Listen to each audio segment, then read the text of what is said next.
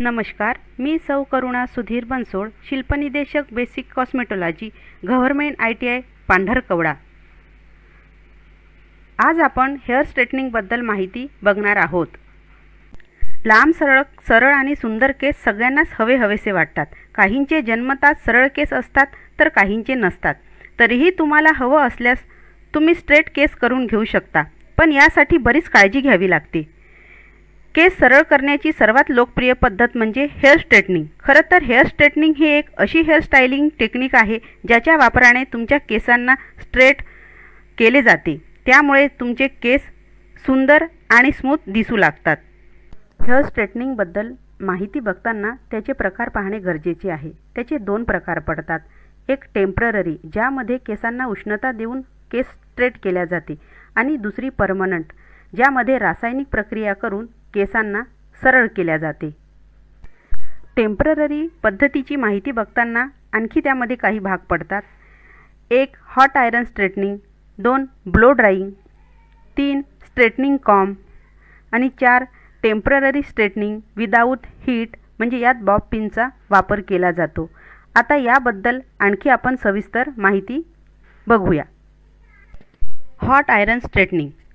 आजकाल मार्केटमध्ये अनेक प्रकारचे आयरन स्ट्रेटनिंग उपकरण उपलब्ध आहे, परंतु एक गोष्ट नेहमी लक्षात ठेवावी की सिरेमिक प्लेट असणारे व तापमान नियंत्रक डिस्प्ले असणारी घ्यावी। सिरेमिक प्लेट केसांना सौम्यता व चमकदार फिनिशिंग देते।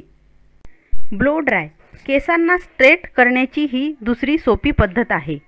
यात केस पूर्णपणे सरळ होत नाही, परंतु बऱ्याच प्रमाणात सरळ आणि बाउन्सी होतात।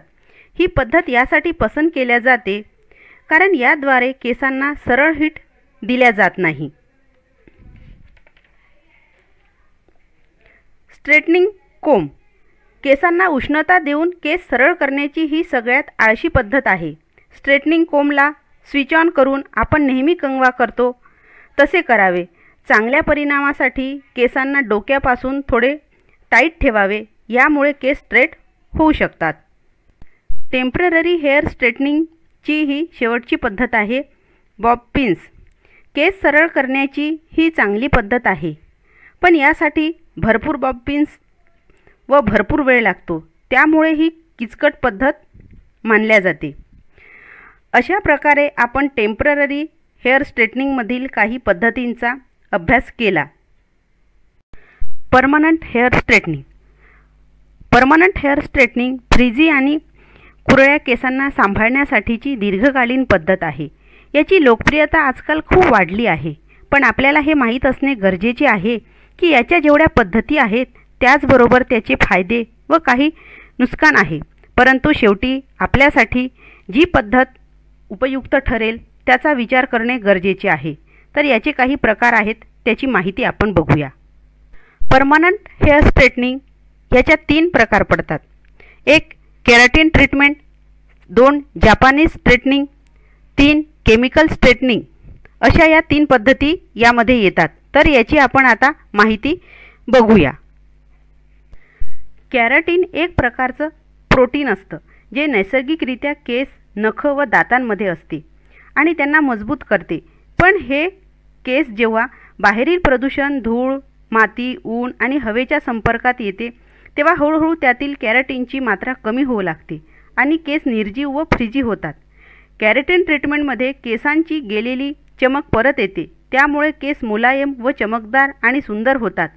ही ट्रीटमेंट फक्त तुमच्या केसांना स्ट्रेट लुक देत नाही, पण केसांकडे बघितल्यानंतर असे वाटते की आत्ताच पार्लरमध्ये जाऊन ब्लो ड्राय केला आहे, आणि याचा प्रभाव कमी जास्ती होत राहतो आणि 3 ते 6 महिन्यापर्यंत याचा प्रभाव टिकतो।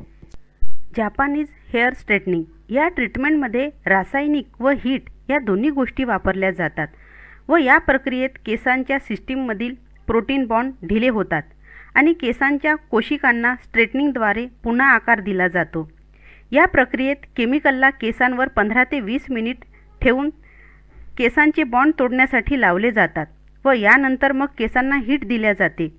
केसांना सरळ करण्यासाठी केसांवर हे स्ट्रेटनिंग 7 ते 8 महिने टिकू शकते। केमिकल स्ट्रेटनिंग याला केसांची रिलॅक्सिंग पद्धत म्हटल्या जाते। या पद्धतीत केसांचे बॉन्ड तोडण्याची क्रिया होते। जेव्हा बॉन्डची संख्या बरोबर तुटल्या जाते तेव्हा कुरळे केस सरळ होतात. पण यामध्ये खूप सारे बॉन्ड तुटल्यास केस निर्जीव होऊ शकतात आणि पर्याप्त मात्रेमध्ये तुटल्या नाही गेल्यास केस सरळ होऊ शकत नाही. त्यामुळे ही प्रक्रिया करणे खूप कठीण आहे. ही प्रक्रिया रासायनिक आहे, पण याच्याबरोबर हीटसुद्धा जास्ती प्रमाणात दिल्या जात नाही. अशा प्रकारे आपण परमनंट हेअर स्ट्रेटनिंगमध्ये केराटिन ट्रीटमेंट, जापानीज स्ट्रेटनिंग आणि केमिकल स्ट्रेटनिंग याबद्दल माहिती बघितली. धन्यवाद.